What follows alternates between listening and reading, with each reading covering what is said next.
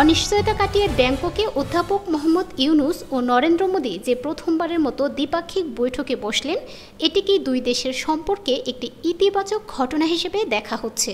গত বছরের অগাস্টে গণঅভ্যুত্থানের মুখে আওয়ামী লীগ সরকারের পতনের আকস্মিকতায় থমকে গিয়েছিল দুই দেশের সম্পর্কের গতি।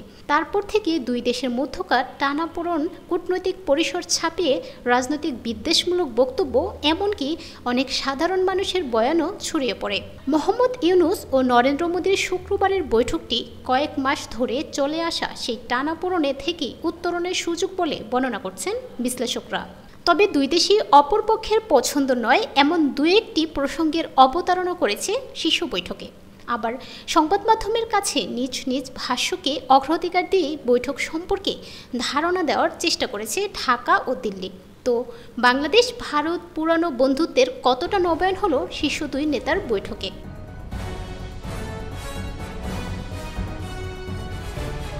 বাংলাদেশের শেখ হাসিনার পতনের আগে থেকেই ভারত বিরোধী প্রচারণা দানা বাঁধছিল। এর মধ্যে ক্ষমতাচ্যুত হয়ে প্রধানমন্ত্রী শেখ হাসিনা আশ্রয় নিয়েছেন ভারতে।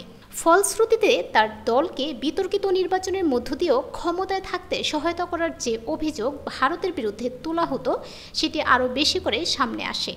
এছাড়াও সীমান্ত হত্যা বন্ধ করা ও অভিন্ন নদীর পানি বণ্টনে ন্যায্যতার দাবিতেও ভারতের বিপক্ষে বাংলাদেশের রাজনৈতিক পরিসরে বরাবরই আওয়াজ উঠতে দেখা গেছে। অন্যদিকে বাংলাদেশের সংখ্যালঘু নির্যাতনের অভিযোগ তুলে বারংবার উদ্বেগ প্রকাশ করেছে দিল্লি। সেই অভিযোগের বাস্তবতা নিয়ে ঢাকাও প্রশ্ন তুলেছে বিভিন্ন সময়। ভারতের জন্য স্পর্শকাতর ইস্যু সেভেন সিস্টার বা উত্তর পূর্বাঞ্চল রাজ্যগুলো নিয়ে বাংলাদেশের অন্তর্বর্তী সরকার প্রধানসহ অনেকেই বিভিন্ন সময় বিভিন্ন কথা বলেছেন, যা ভালোভাবে নেয়নি দিল্লি। সর্বশেষ 28 মার্চ মোহাম্মদ ইউনূস তার প্রথম চীন সফরের সময় তার বক্তব্যে সেভেন সিস্টারের প্রসঙ্গ টানেন। এতে বেশ প্রতিক্রিয়া দেখা যায় ভারতে। যদিও পরে বাংলাদেশের পক্ষ থেকে ব্যাখ্যা দেওয়া হয়েছে যে তিনি কানেক্টিভিটি পটভূমিতেই কথাটি বলেছিলেন। এমন প্রেক্ষাপটের উপর দাঁড়িয়ে ব্যাংককে বিমস্টেক সম্মেলনের সাইড লাইনে বৈঠকে বসেন মোহাম্মদ ইউনূস ও নরেন্দ্র মোদী।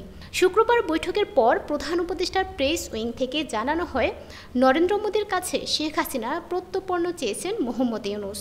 প্রধান উপদেষ্টা বৈঠকে শেখ হাসিনার প্রত্যর্পণ, ভারতে বসে উনি শেখ হাসিনা বিভিন্ন ইনসেন্ডিয়ারি আক্রমণাত্মক মন্তব্য করছেন, সেসব বিষয়ে কথা বলেছেন।